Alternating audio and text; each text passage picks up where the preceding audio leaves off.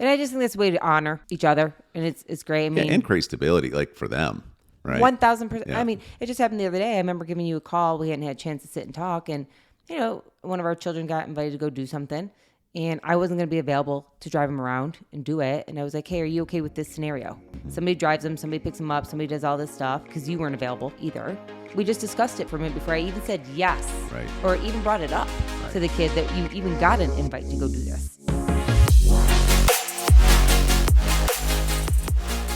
Hello, everyone. We are Greg and Jacquie Francis, and welcome to High Performance Parenting, where our passionate goal is to encourage you to raise champion children in a crazy world. Every week, we will bring you multiple episodes from our extensive experience of raising our six happy, healthy, successful, godly kids who are confidently equipped to win big in life. We deeply believe that any parent who is provided with the right knowledge and continual support can raise amazing kids. And when they do, all of our futures get better. If raising up future generations of absolute champions matters to you as much as it does to us, here's how you can contribute. Like and share this podcast with everyone you know. And together, let's embrace this journey of raising champion kids in a crazy world. All right, everybody, welcome back. We are going through a really cool topic today where we are continuing our conversation, talking through what are some of the positive things that we gleaned from our parents that we have chosen to carry into our family. And what a cool thing, by the way. What a way to have your legacy live on, right? By the things that you impart into your children, and then they want to impart them into their children and another generation and another generation. Oh, yeah. And the legacies. I'll say this real quick. I think I mentioned this to you the other day, but it really hit my heart. We were I don't remember what we were doing. We might have been traveling to golf or something, and we're in the van, and I heard Abby say, Dad, one thing I thought about is when we build our house at Kingdom Ranch, that's what we want to call our dream home, with our family lots. She said, it'd be really great to have like a picture of you and Mom somewhere like in the main room, She's probably like over a mantle or something. And maybe a picture with even our family, but then around it, we write down or we somehow put on it all of the things that you guys have built into us that are family values, core values, mission statements, all these kind of things that now we know we're going to do with our kids, and we know our kids will do with their kids. And when generations look back at this home that we want to have for generations, they'll know that a lot of this started with you. And what's going to be cool, on this topic is we probably should put like your parents up there, and with some of these things, and list some of these key things that we implemented. That's why this topic's neat, because it is a way to kind of honor. I get it. Not every parent does everything right. Some things we have to choose new normals. You know what I mean? And our kids will probably have to do it to a certain extent with us too. For sure. Maybe, but maybe not. But anyway, so what's some more things that we got from your parents that we carry into our family now? One thing they always taught us is that my parents were always a team. So I kind of mentioned it on the previous podcast, but they met each other in grade school, went to school together through high school, and then, were together forever after that. And they just were always a team. I literally was telling you stories today of how I remember literally trying to get, my parents kind of on my side for things. It's so hard to believe, but, you needed a spanking. No, thank you. I just think it was I just remember my parents always being a team. They always were together when it came to discipline, or when they made decisions together. It wasn't, hey, Mom said this, or it's Dad's decision, or this is what Dad said. It was always here's what we decided. Mom and I talked about this, Dad and I talked about this, and here's how we're going to do things, or I just remember, if we were, going through different things in life, and challenging my parents, it was never that you could get away with certain stuff with Mom and different stuff with Dad, not that I didn't push Mom more, because that mom heart is softer than, the disciplinary of Dad sometimes. But my dad was always right there to be like, if you don't get to do this, this is Mom and I made a rule here, we're enforcing it. You know what I mean? Or I just remember how many times I tried to go ask my dad for permission for something. And I think it happened, once or twice, a couple times, whatever it may be, where he would say yes to me, because I knew not to go ask my mom, because maybe she would say, no, like Sneaky. or I would do vice versa. Go to my mom and not, no, I don't want to ask dad. He'll probably say, you know what I mean? Whatever. And, they both got hit with that once or twice. And then eventually they were like, I'm going to talk to your mom first type thing. You get smacked with that like one time or two times by your kid. And you're just like, I'm not playing your games, And I just remember so many times where I just remember like, even when we had to make hard decisions, like decisions when it came time for like college or when it came time for like even the high school we wanted to go to or the sports we wanted to play, the commitment level that we wanted to do. Like, I just remember mom and dad always, they discussed it first, and then they would come and tell Nick and I, and it was never a blame thing. Like, your mom doesn't want to drive you around or your dad's not going to be around to take you. So nope, you can't do that. It was always like, hey guys, here's what we can do this season. This is what we decided.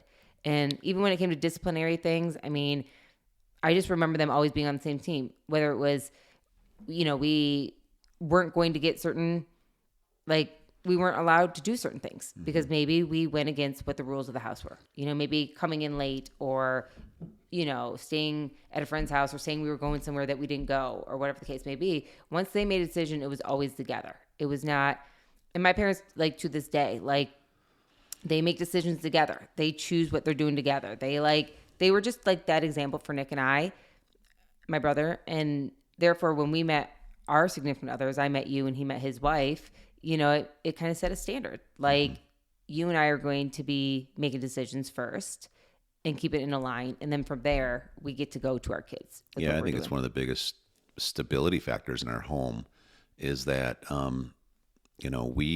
we don't ever, there's neither one of us can in any way get manipulated into something against the other person, if that makes sense. And I'm not saying that our kids would try to do that, but at the same time, everybody tries to challenge. Everybody tries to test. It's human nature to do that as you're learning, growing, and changing. You're kind of pushing boundaries and stuff. But, we are very much on the same page of, no, we're going to be a unified front. Like it's never when our kids need discipline, hey, you better wait when your dad gets home. No. It's not like that. It's like, no, if I'm not home, you handle it. And we agree on it. It's never, if for some reason one of the kids didn't agree with something you were doing, that I come home and be like, oh, honey, it's okay. Mom's just a little bit meaner than I am, or almost like where, and I watch parents do this. I watch where they will compete for attention from their kids or affection or and something. So they try to actually almost like put the other, or allow the other person to look bad so they can look better. And then really ultimately that does just create so much dysfunction, because we're supposed to be a unified team around everything that we do. And I think it's so powerful for your kids to see that, because in the end, like I knew with my parents that it's like whatever I thought I was getting away with, they're going to discuss it eventually. Yeah. And then as you get older, you kind of realize quickly like, oh, this is going to go worse for me. Like, oh no. Yeah. You know what I mean? Like I kind of played a game and I'm about to lose bad. Yeah. Because once one parent would realize something, and I will tell you, I know just like us, many times one of us will make a decision and maybe we should have checked with each other before we made that decision. It wasn't out of anything than making a quick decision. And I know there's been times when, you or I have had to come back to the kids as a whole and just been like, I just want to take a little responsibility here. I didn't really slow down to evaluate this with mom, or I didn't slow down to evaluate this with dad. And together we decided this is what's best. Mom didn't say no. I didn't say yes, vice versa. We just re-looked at a few things, and this is what we're really going to do. Yeah, we've had scenarios, whether it's they want to go do something or go somewhere, and you kind of just were like, yeah, and then later I'm like, no, this isn't something, then we have to go back and do it. Or whether it's a Friday night, and they want to stay up extra late. So they're going to come to me because they know that I'm the one that's going to want to do it anyways. And then later having to go back and you and I talk it through because, I kind of messed up the next day because they all got to stay up longer and I didn't really realize what they all had planned with you the next day. So now it's, we've just learned. And so now it's like, when we have like, okay, if it's Friday night, we could stay up till a certain amount of time, and we could have fun. And then, but we also wouldn't do more than that if you and I didn't talk about it. Correct. Right. So, and I just think that's a way to honor each other. And it's great. I mean, and create stability like for them.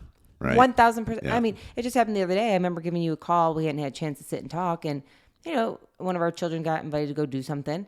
And I wasn't going to be available to drive him around and do it. And I was like, hey, are you okay with this scenario? If somebody drives them, somebody picks them up, somebody does all this stuff. and because you weren't available either.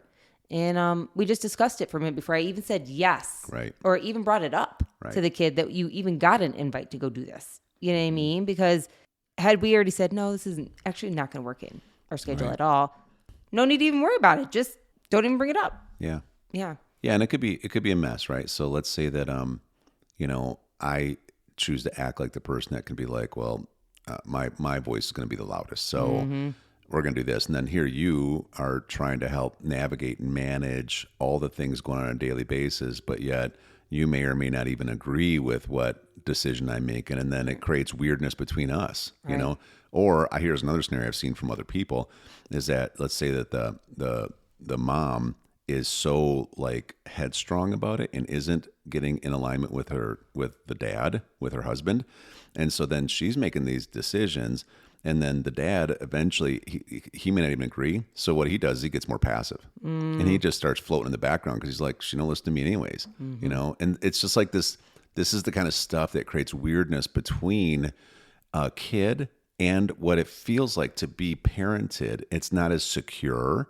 You know, they question things more. They have to start like learning how to navigate these scenarios because there's dad's a little bit, you know, quietly mad at mom or seems detached and I don't understand why. And you know what I mean? It's so unhealthy because they sit there, the poor kid sits there like, so what did I do wrong? Yeah. Like they literally, and they don't even want to take advice from either one of you because you're both behaving in a way that isn't even a good example to them. Mm-hmm. Yeah. Yeah.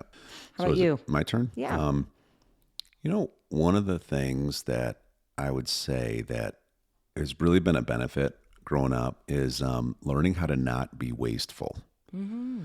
So it can be taken too far, right? Where you can almost like become like the hoarder type person, right? And I'm not talking about that. I'm talking more about, you know, my parents were always really good about certain things. They made things work. Like it's kind of mind blowing today to me, you know, to think that, you know, there was 4 kids at home. 3 of us were boys, big boys, eat a lot. You know, I mean, like I think I was telling you, I remember there being a season, even when it was just me and my brother Jerry, who he's 5 years older than me. I think Gordon was already out of the house because he's 9 years older than me. But I remember there being a season where mom would buy like skim milk and then she would like put water in it to make it last longer because it was our generation. It was like, remember, milk is what makes you grow. Milk is what makes you extra skinny milk. Yeah. So she's making it last because we would go through 2 gallons a day. Yeah. Right. 2 gallons a day, just because that's what we drank, and we were growing like a weed, and so, but mom was really smart about that. Like we would get let's say a turkey. And the first day you'd actually just have turkey. The next time she'd have some kind of like a turkey casserole, and then she'd turn it into, you know, turkey sandwiches with that where she toasted the bread and put cheese on it. And she just found creative ways to actually make things last. I mean, my dad made like $35,000 or $40,000 a year, 4 kids at home, never had a dime of debt, right? His house, anything. Isn't that crazy to think about how you could manage that? And you know, it's like even with other stuff. Remember, like we call them big pancakes, which is basically flour and egg and water, and then you fry it. But it's so filling. I remember having this for lunch at least once or twice a week when it was during summer months. Yeah. I remember having a fried bologna sandwich once or twice. But my mom always made it fun. She'd make a double-decker one, and I thought it was the coolest thing ever. But she was managing the best she could. She was stewarding with the very little she had. And I never really heard them ever complain about it. They just always just did it. You know, they just weren't wasteful. Kind of goes to show how on board she was with what, you know, was provided for the house. That's right. Like you said, she never complained. You know, this was just how she was going to be supportive. Yep. Here her husband was working and doing the best he could with the gifts he had in store there. And, you know, she was being honoring. Very honoring that she would be like, okay, well then I'll get creative. I'll figure out how to make pancakes from 2 ingredients. You know, I'll figure out how to, you know, have more milk for my kids. Even if it's not as thick as I would like it to be, it's better than nothing. You know what I mean? I'm going to figure out how to have fun with my son and make double-decker bologna sandwiches. Yeah. And never complain about my husband. Never complain about our situation. Yeah. And just enjoy that moment with you and the family or even the turkey situation. You know what I mean? Like, it just goes to show how kind of they were a team, you know, that they were working together on what they had I mean, on. you've seen my parents' garage. Like Yeah. if you look in there, the organization level of my dad has kept every extra screw, every extra Nothing's piece wasted. of wood. But he doesn't, like, a lot of people will do this, but they'll throw it all in a corner somewhere and never find it again. Really, Right. He knew he had a system. He has them marked and labeled. They are really organized. Like and to this, to like this day, literally, if something needs to get fixed, he knows where to go in what looks like a system that no one could understand, but he gets. I know. I often wonder if he did that on purpose because he didn't want anybody. Could be. I laugh sometimes because you're organized, but not that organized in our garage that's area. You have a level of it, but not the full capacity of what your dad did. So when Greg kind of gets on these kicks where he's like, I don't know, like, I think I'm going to organize the garage today. You know what I mean? Like, it's beautiful out. You're just like, I'm deciding to go outside and I'll turn on some worship music and just go. Yeah. And next thing you know, it's somebody's, dusting off the floor and somebody else is, and you're just in the mood to work outside. I'll walk out. I'll be like, "Are you pulling a Stewie today?" Like, that's my dad's name. Yeah. Yeah. And you're like, "You'll thank me later." Yeah, I was getting my Stewie on for a little bit. So his name actually has become something here that we're all like, now Stewie would be proud of that. Like, when Juice and Greg are working on some project and they somehow finagle it together, even though it looks pretty not going to happen. Pretty much not going to Jimmy happen. rig it somehow. Yeah. I'm like, are you guys pulling a Stewie? And they're like, oh, Stewie would be proud. You know what I mean? Like, we all just kind of, it's neat because deep down we know that when we say that we are complimenting him, it's never in a dishonor way. It's more of a, Grandpa did some stuff right. And this was one of them. Yeah. It's like my dad's tractor that he would mow the lawn with, and because he got tired of the sun beating on him in the summer. Yeah. So he took spare wood that he had saved somehow somewhere and made himself a roof For his tractor. Out of wood. And you know what? Good for him.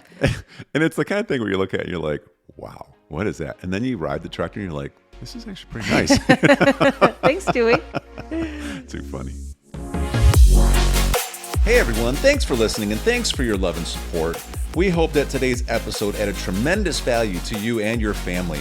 It would mean so much to us if you would partner with us on our mission of helping parents around the globe raise champion children in this crazy world. To do so, simply take a moment to like and share this podcast with everyone in your network. See you next time.